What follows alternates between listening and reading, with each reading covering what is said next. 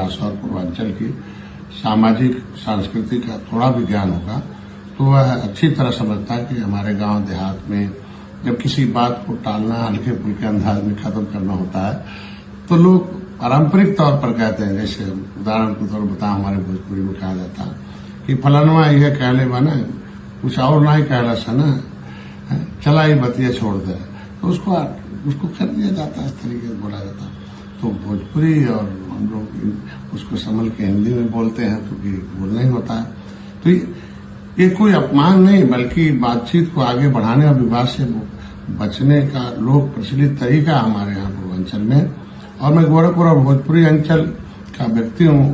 देश के हर क्षेत्र की भाषा, बोली और शब्दों का संदर्भ अलग अलग होता है।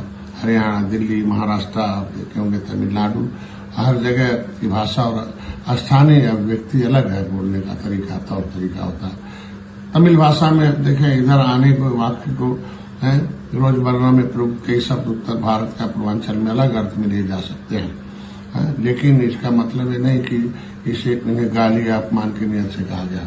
वो अलग अलग जगहों के अलग अलग तरह की भाषा है। जिस कथन को लेकर आज विवाद खड़ा किया जा रहा है वह मैंने हंसते हुए सहज भाव से और अपनी स्थानीय भोजपुरी बोली में कहा था। न उसमें किसी समुदाय की, किसी महिला या किसी धर्म के प्रति कोई दुर्भावना थी और न ही अपमान का कोई उद्देश्य मिला था। और उसे अगर किसी को लगता है तो उस शब्द को मैं चाहता हूँ उसे हमारी तरफ से उसे वापस लेता हूँ।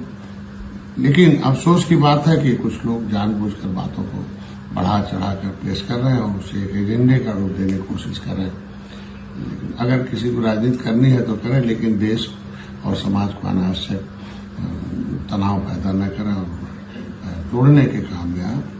जहां तक माननीय नीतीश कुमार जी का सवाल है, जनता उन्हें काम को जानती है, समझती है और उसी आधार पर बार बार उन्हें समर्थन दे रही है, जीत और मुख्यमंत्री बना रही है। उन्होंने जो काम किया वह जनता के सामने है, आगे भी जनता ही तय करेगी किसे समर्थन देना है।